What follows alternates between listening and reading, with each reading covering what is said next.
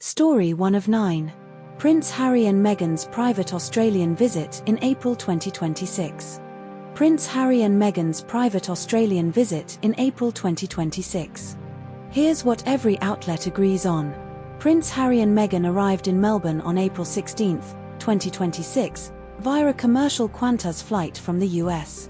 Their first public appearance was at Melbourne's Royal Children's Hospital on April 16, where they met patients and staff for about 10 to 15 minutes. Harry visited the Australian War Memorial in Canberra on April 17, attending a last post ceremony and meeting veterans. Meghan headlined a 3-day women's retreat in Sydney called Her Best Life, with tickets starting at $2,699 and VIP tickets at $3,199. Harry delivered a keynote speech at the Inter-Edge Summit in Melbourne on April 17, discussing workplace mental health, with ticket prices ranging from $1,000 to $2,400. But not all outlets told the same story. ABC and Newscomer report Harry and Meghan flew on a commercial Qantas flight, but Newscomer also notes they were flanked by heavy security and slipped off quickly, while ABC emphasizes the clueless passengers aspect without mentioning security. Newscomer and Guardian both mention the $2,699 retreat ticket price, but Newscomer does not specify the VIP price of $3,199, which is detailed in Guardian and ABC. ABC and Guardian report Harry's speech at Inter-Edge was about workplace mental health, but only Guardian includes his personal anecdote about feeling lost after his mother's death. This story was covered by ABC News, The Guardian, news.com.au, and SBS News. Story 2 of 9. UK PM Starmer's appointment of Peter Mandelson as US Ambassador despite failed security vetting. UK PM Starmer's appointment of Peter Mandelson as US Ambassador despite failed security vetting. Here's what every outlet agrees on. Peter Mandelson failed UK security vetting, UKSV, clearance in late January 2025 for the US Ambassador role, but the Foreign Office overruled the decision. Sir Ollie Robbins, the Foreign Office's permanent secretary, was in charge when the decision to override UKSV's denial was made in late January 2025. Keir Starmer announced Mandelson's appointment as US Ambassador before the vetting process was completed, creating a dilemma for officials. Mandelson was sacked as ambassador in September 2025 after revelations about his relationship with Jeffrey Epstein surfaced. The UKSV denial of Mandelson's clearance was not publicly disclosed until April 2026, despite government document releases. But not all outlets told the same story. The Guardian states Starmer was not informed of the UKSV denial until April 2026, but the ABC implies the denial was known earlier due to Mandelson's sacking in September 2025 and police questioning. The Guardian claims Downing Street was not informed of the UKSV denial, while the ABC suggests Starmer's Chief of Staff, Morgan McSweeney, may have been involved in the decision to override the vetting.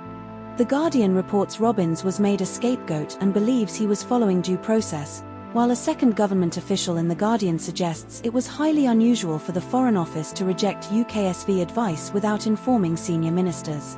This story was covered by ABC News and The Guardian. Story 3 of 9. Elijah Hollands' mental health episode during Carlton's AFL match against Collingwood. Elijah Hollands' mental health episode during Carlton's AFL match against Collingwood. Here's what every outlet agrees on. Elijah Hollands suffered a mental health episode during Carlton's 13.10-88 to 12.11-83 loss to Collingwood on the 17th of April, 2026 at the MCG. Hollands played 75% of the match across the first 3 quarters, 23 minutes Q1, 25 minutes Q2, 15 minutes Q3, and was benched for most of the last quarter. Hollands registered just 1 disposal, a kick, in the match, with champion data awarding him a possession in retrospect. Carlton coach Michael Voss described Hollands as pretty shattered after the game, saying he was really disappointed with how he started and struggled to get his way into it. Hollands was monitored for his heartbeat in the second half of the match by Carlton medical staff. But not all outlets told the same story. The Guardian and ABC state Hollands played 75% of the match across the first 3 quarters, while SMH and The Age describe it as 60% of the match on the field. The Guardian and ABC mention Hollands was benched for most of the last quarter, while SMH specifies he played 8.5 minutes in the last quarter, 12 to 21 minute mark. The Guardian states Hollands was benched for most of the last quarter as Collingwood stormed home from 18 points down at the final break, while The Age and SMH do not explicitly mention the 18-point deficit in this context. This story was covered by ABC News, The Guardian, Sydney Morning Herald and The Age. Story 4 of 9. Iran reopens Strait of Hormuz, US-Iran peace talks progress amid ceasefire. Iran reopens Strait of Hormuz, US-Iran peace talks progress amid ceasefire. Here's what every outlet agrees on. Iran declared the Strait of Hormuz completely open to commercial shipping for the duration of the ceasefire, April 17, 2026. Oil prices dropped over 10% after the announcement, with Brent crude falling from $98 to $86.52 a barrel. US President Donald Trump stated the US naval blockade of Iran would remain until a deal is 100% complete. Iran's Foreign Minister Abbas Araghchi announced the reopening on April 17, 2026, via X, Twitter. A 10-day ceasefire in Lebanon between Israel and Hezbollah began on April 17, 2026, coinciding with the Strait of Hormuz reopening. But not all outlets told the same story. Trump claimed Iran had agreed to never close the Strait of Hormuz again, but Iranian officials, including Parliamentary Speaker Mohammad Bagher Ghalibaf, explicitly denied this. The Guardian and The Age report Iran's reopening is conditional on the ceasefire, while Trump's posts suggest it is permanent. ABC and The Age cite Iran's uranium stockpile as over 900 pounds, 440 kilograms, enriched to 60%, but The Age also notes China's diplomat mentioned 440 kilograms without specifying purity, creating ambiguity. This story was covered by ABC News, The Guardian, news.com.au, SBS News, and The Age. Story 5 of 9. World Cup 2026 transit price hikes and disputes over fan transportation costs in New Jersey. World Cup 2026 transit price hikes and disputes over fan transportation costs in New Jersey. Here's what every outlet agrees on.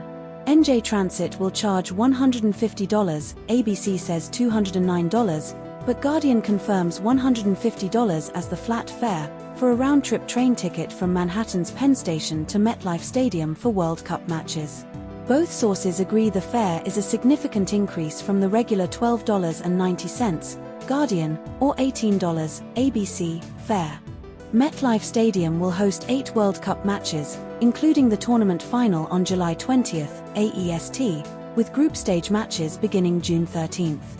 NJ Transit anticipates transporting about 40,000 fans per match to MetLife Stadium, with most relying on mass transit due to limited on-site parking. FIFA disputes New Jersey Governor Mikey Sherrill's claim that FIFA is not covering transportation costs, stating that the 2018 host city agreements required free transportation but were later adjusted in 2023 to allow cost-based access for ticket holders. NJ Transit will suspend regular outbound service from Penn Station for 4 hours before MetLife matches to prioritize fan transport, impacting commuters.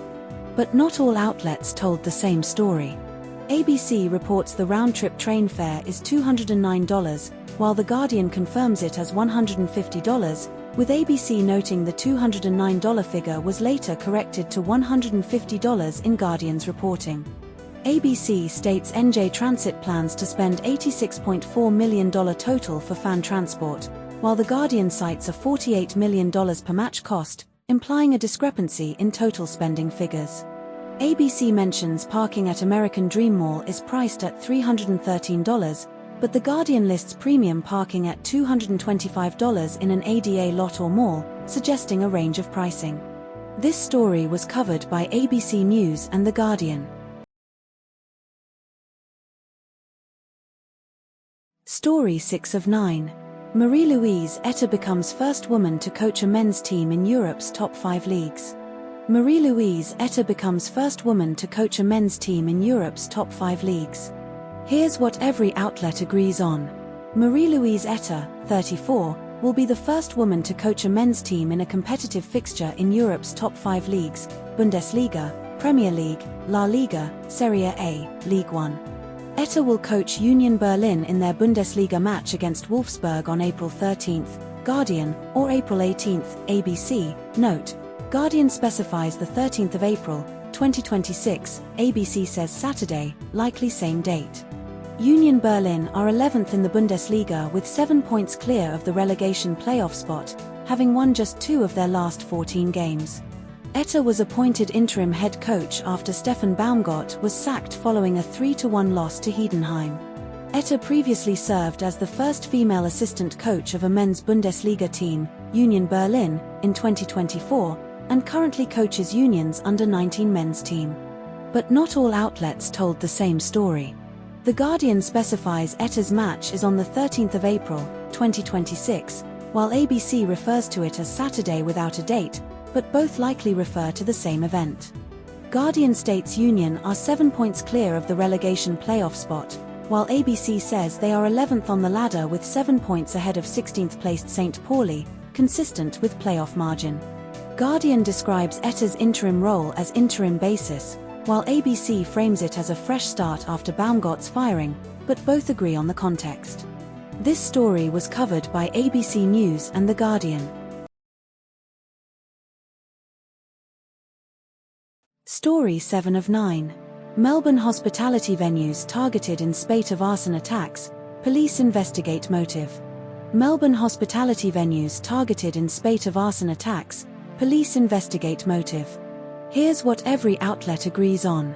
At least 6 licensed venues in Melbourne were targeted by firebombings between Tuesday, the 16th of April, 2026, and Friday, the 18th of April, 2026, including Men's Gallery, Lonsdale Street, Albion, York Street, South Melbourne, Emerson, Commercial Road, South Yarra, Kittens Strip Club, South Melbourne, Soho Restaurant and Bar, Southbank, and an unnamed neighbouring business.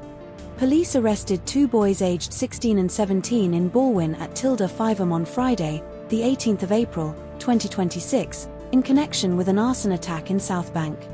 A 25-year-old man from Coburg was arrested in relation to a fire at the Albion on York Street on Wednesday, the 17th of April, 2026. Detective Inspector Chris Murray, Arson and Explosives Squad, stated that police believe young people are being paid a few $100s to carry out the attacks, describing them as cannon fodder for an unknown organizer. Police confirmed no extortion attempts were reported by the targeted venues, and the motive remains unclear. But not all outlets told the same story. The Age reports 7 venues were targeted, including 6 confirmed names plus 1 unnamed, while ABC does not specify the total count beyond 7 arson attacks without naming all locations. This story was covered by ABC News and The Age. Story 8 of 9. Machete attack at Melbourne's Eaton Mall involving masked assailants and teen victims. Machete attack at Melbourne's Eaton Mall involving masked assailants and teen victims. Here's what every outlet agrees on. An 18-year-old man from Malvern East was hospitalised with non-life-threatening injuries after being attacked with machetes at Eaton Mall, Oakley, on April 17, 2026, around 7:45 p.m. A group of approximately 8 to 12 masked men wearing balaclavas assaulted the victim and fled on foot. At least 2 assailants used machetes. A 16-year-old boy was also assaulted but sustained no injuries. Police treat the attack as a targeted incident involving 2 parties known to each other. Victoria Police increased patrols in the area to reassure the community and urged witnesses to contact Crime Stoppers 1800-333-000. But not all outlets told the same story. ABC reports approximately 12 men attacked the victim, while Thij and Newskamau describe the group as between 8 and 10 people. Thij and Newskamau specify the attack occurred shortly after 7:30 p.m., while ABC states it happened about 7:45 p.m. This story was covered by ABC News, news.com.au, and The Age. Story 9 of 9. Search for missing man who fell overboard from Carnival Splendor cruise ship near Brisbane. Search for missing man who fell overboard from Carnival Splendor cruise ship near Brisbane. Here's what every outlet agrees on. A man in his 70s fell overboard from the Carnival Splendor cruise ship about 30 kilometers northeast of Moreton Island on Friday night, April 18, 2026, around 2 a.m. local time. The man climbed over the safety railing and jumped overboard, confirmed by Carnival Cruise Line's review of CCTV footage. The Carnival Splendor was sailing from Moreton Island towards Sydney when the incident occurred.